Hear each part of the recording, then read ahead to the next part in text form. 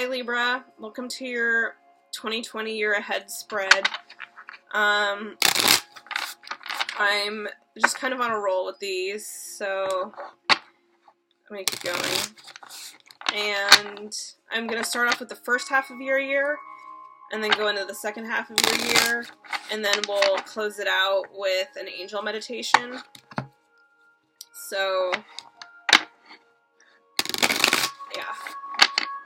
And these are kind of like your general, like, life lessons, so I'm not necessarily predicting in career and love, although it might come up a little bit. But this is more just about who you're becoming. Oh my god! Okay, crazy. That's so fucking crazy. Okay, I'll tell you about it. Ah! Alright, January, February, March, April, May, June. Okay. Libra, dude, you're starting the year off with the Lovers in reverse, and the reason this is so crazy is because I literally pulled the Lovers in reverse for Gemini and for Cancer, and I've been shuffling the deck and, like, cutting it, and, you know, did multiple readings in between, so it's just really bizarre to me that the Lovers in reverse keeps popping up in January for multiple signs. Like, so definitely if you're dealing with a Cancer or a Gemini, maybe they're a potential love interest, who knows. With Gemini, I talked more about how this felt like them coming into alignment with themselves, since this is the Gemini card. And with Cancer, I was talking about how maybe, like, their impetus to be single is kind of actually something that is them hiding out in their comfort zone. So, for you, Libra, I don't know, let me think about, like, I guess the Lovers in reverse, I mean, I guess, like, just in general, it feels like a lot of us have questions about love, and, maybe this is a love triangle with a Cancer and a Gemini, I don't know. I guess what I would say is that 2020, for at least some of us, because I'm a Cancer, so I think it's kind of like, love is important. Love does make the world go round, like, cheesy as that is, and love is the answer, but there's also just fear that surrounds love, because love does call on our vulnerability and our sense of intimacy, or our sense of balance, or our sense of giving up power. And since you are the sign of the scales and the sign of balance, I think it's like, maybe for you, if you are in a partnership or are single, it's like you're really being asked in January to kind of look at the ways you give and take in relationships, and to kind of see how you were able to identify as a whole independent being, and how your relationship with others ends up kind of starting to define you, or how you kind of start to, like, literally fuse with the person that you're with, potentially. So I think January, very interesting. It just feels kind of like love is definitely a theme for you this year in 2020, and you're really being called, I think, to ultimately find balance in partnerships, especially with the Lovers being in reverse. Maybe you're giving your power away too much to someone else outside of you, and kind of losing yourself in that regard. That's kind of like a way that this might play out, for example. Because then we're moving into February, Valentine's Day of all days. And we got Judgment, and Judgment feels kind of like, especially if we are still talking about love, then the ways in which, maybe, like, for example, like, how you've been picking partners, or who you pick as a partner. Like, if you're kind of, like, unconsciously attracted to unavailable types, and, like, you think, like, oh, the reason I like them is because we have this spark and this chemistry, but really, maybe it's not just the spark and the chemistry, but it's kind of like their aloofness. You know that you're never at a real risk of having to have them, like, ask for more of you, and so it's like there's a safety there with their unavailability that is actually a reflection of your own availability. So I think, like, part of what you're being asked to do at the beginning of the year is also think about how relationships are mirrors. And with the Judgment card, it's like looking at your reflection in the mirrors that you're kind of like working with in the moment. So who were you choosing, and kind of like what does that show you about you? Just like you can, like, for example, if it's a person who doesn't commit, and you're like, oh, they're so non-committal, like, why won't they commit to me? Well, then, like, the question is, like, what is my own, like, fears around commitment? Why am I non-committal? Kind of, like, not trying to, like, put that in a judgmental space of, like, judging yourself, but just saying, like, judgment in terms of, like, kind of using the current reality that you have as an opportunity to, like, ask yourself some kind of deeper psychological questions about yourself and how you operate. And really just kind of, I think, clearing the decks in that way too. So, or if you are with, like, someone you've been afraid to commit, then it's like maybe this is about you asking why you're afraid of that commitment. I don't really know how it's playing out, but I guess just the general theme is like something is not quite right with love. It's a little bit out of balance. And in February, you're asking yourself some deep-ass questions to get really clear on what the dynamics have been and what your truth is and what it is that you can kind of, like, start becoming more consciously aware of so you can change and kind of, like, find a little more harmony within relationships. Phew! Okay.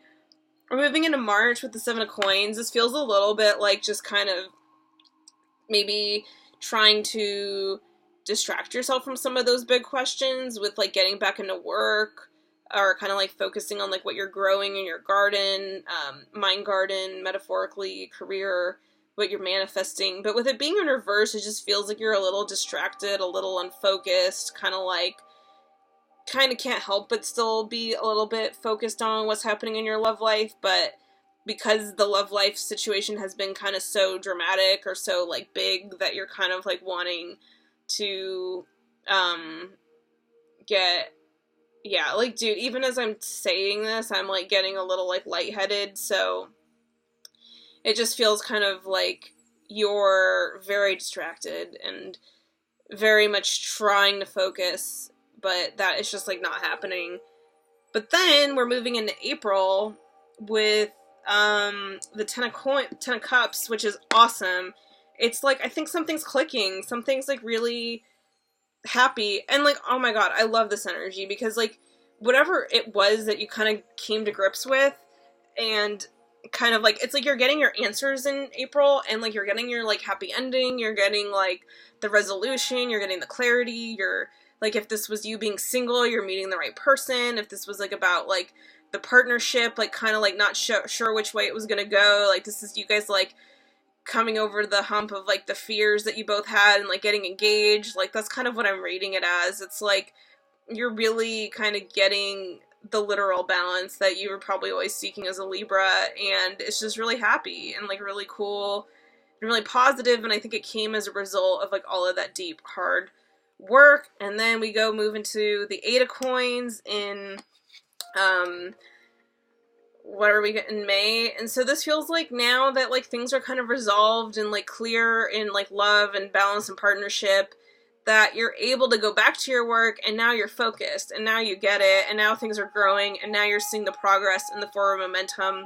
So this really feels like everything kind of, like, clicking into place and just kind of being a lot more harmonious and a lot happier, and just kind of, like, things are, like, moving forward, and there's a flow, and it's just kind of, like, starting to feel more like smooth sailing, like smoother waters from, like, the choppier waves with the Judgment card. And then with June, we got the Nine of Cups. So this feels, again, like this could be who you're dealing with, or this could be you, but it's like a water energy. It's sort of like feeling maybe kind of a sense of, like, ambition, or feeling, I don't know, it's kind of like almost a little bit of, like, a cockiness, but, like, a happy cockiness. It's, like, not a bad thing. It's just kind of, like, really enjoying the fast kind of forward movement that your life is taking, and kind of, like, feeling on a roll with it all is what I'm getting. Does that resonate? I don't know.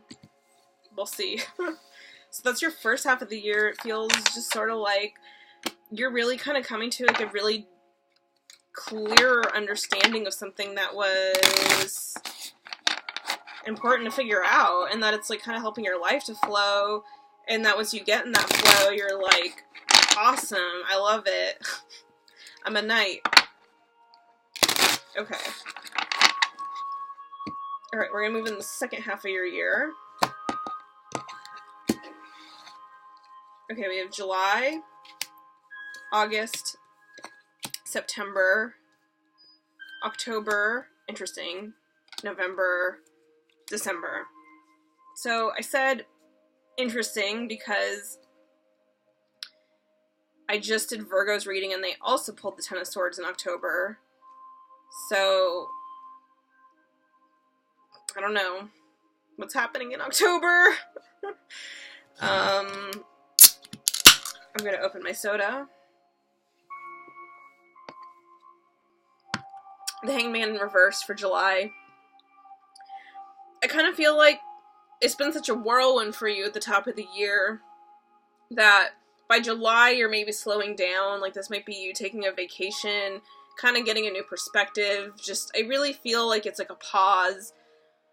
It's kind of you giving yourself an opportunity to digest and process and make sure that you do stay in balance, and maybe to kind of like, it's like if you did get engaged but you haven't seen your like girlfriends in forever, then the Hangman would be you like taking a break from your partner and like going on like a week-long girls trip somewhere.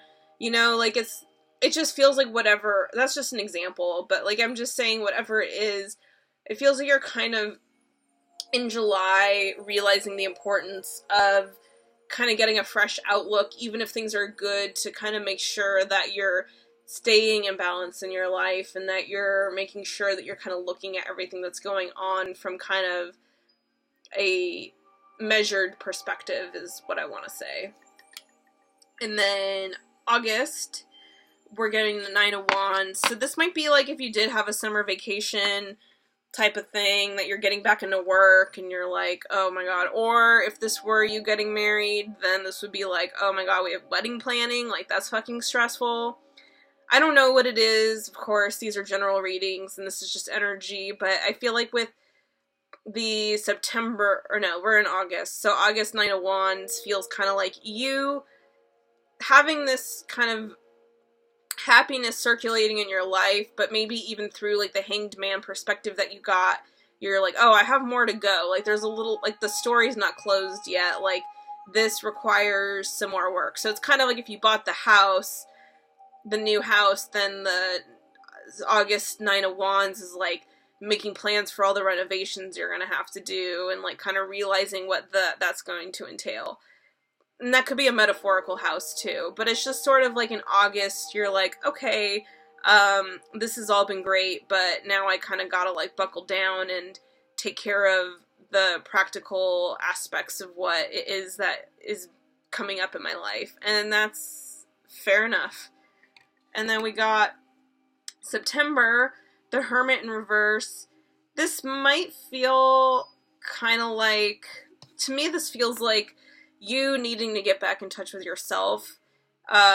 So for example, if this is like the love of your life, whirlwind romance, engagement year, then it's like, and that's like kind of what I talked about at the beginning with January and the Lovers in reverse, is like how you're defining yourself maybe through your partner. So I feel like in September there's just kind of a call to come back to you, and this might not even be romance that you're dealing with, but whatever it is, it just feels like you're maybe being asked to kind of like go a little bit inward and like kind of like get back in touch with you, who you are, what you want. Maybe take another little break, and you might be thinking like, well, I just took a break in July with the Hangman, so I'm not like able to take a break in September. It's too soon, but that's why it's in reverse. It's like you're just kind of doubting maybe how much introspection is really being called on, you're being called on to do, but it is important. So if you kind of find opportunities to take a moment for yourself, I think you're in September advised to do so. It kind of like also might be with like the Nine of Wands in August that you're like wanting to like go, but that in September you're kind of being asked to slow down, and you're like, why? Like, I just got started, like, why would I slow down? But I think that part of the reason why you're being asked to slow down is because there's something coming up in October that is like, fuck, shit, I can't believe it. It's a little bit not great. I don't want to like say the Ten of Swords is like the best, but the Ten of Swords is also not the worst. The Ten of Swords just feels kind of like something that you needed to be honest with for a while is just kind of like reaching its natural breaking point where it can't be ignored anymore, and so you're having to like come to terms with it and make peace with it.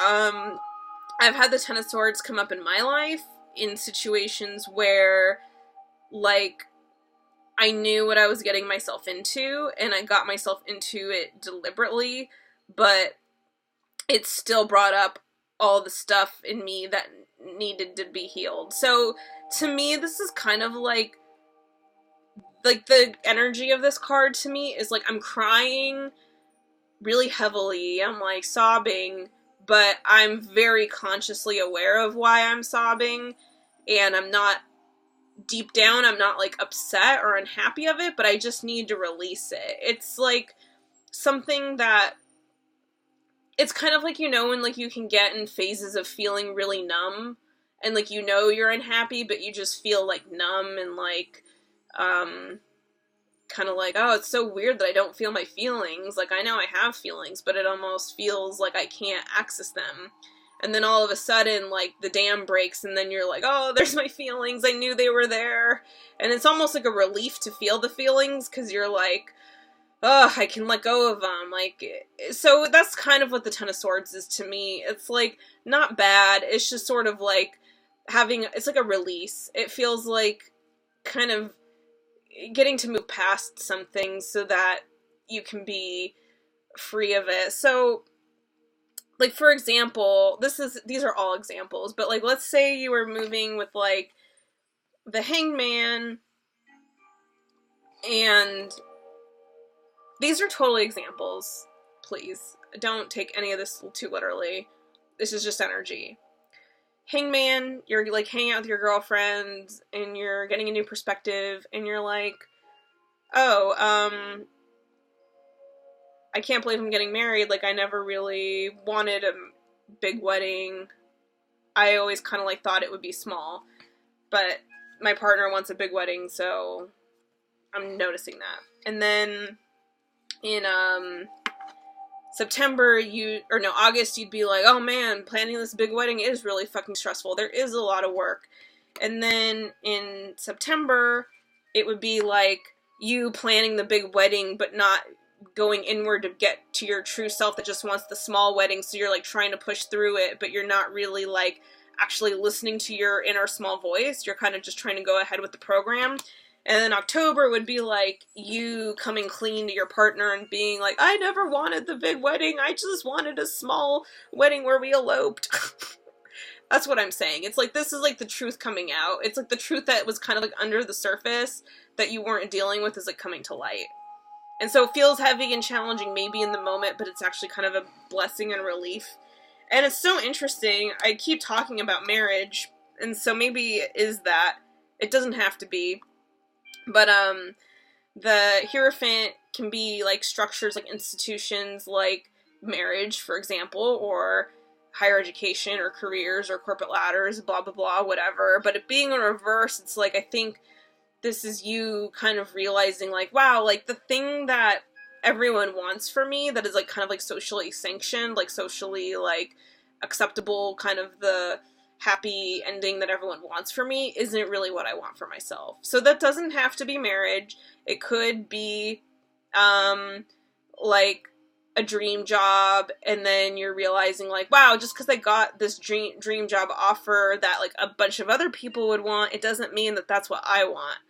That's what I feel like with the Hierophant in reverse. It's kind of like you really coming to grips with, like, other people's agenda for you, or what is right for others is not necessarily what's right for yourself. And I feel like that's also kind of what you've been dealing with from October to November, is kind of really just getting a sense of this, like, truth for yourself, of, like, this is my truth, especially as a Libra, your balance and, like, kind of having justice and stuff. It's like, maybe for you, sometimes, like, justice can be, like, making other people happy, and having to realize, like, true justice is, like, making yourself happy in the process, too. Phew! And the Page of Coins in December feels kind of like a new start, a new idea of who you're going to become in 2021.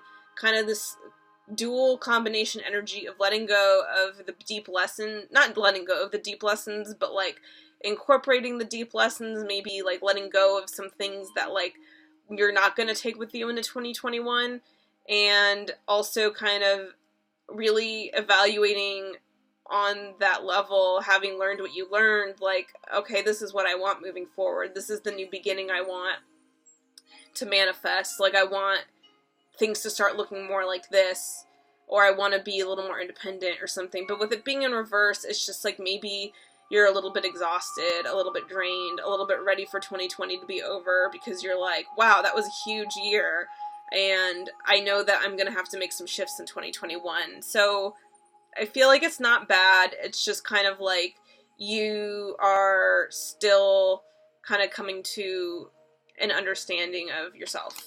Woo! Oh my god, Libra! What a year! Alright. And then pull a little angel meditation card for you. Perhaps. There we go. We got the Angel of Positivity. My mind is filled with positive thoughts that nourish and heal my life.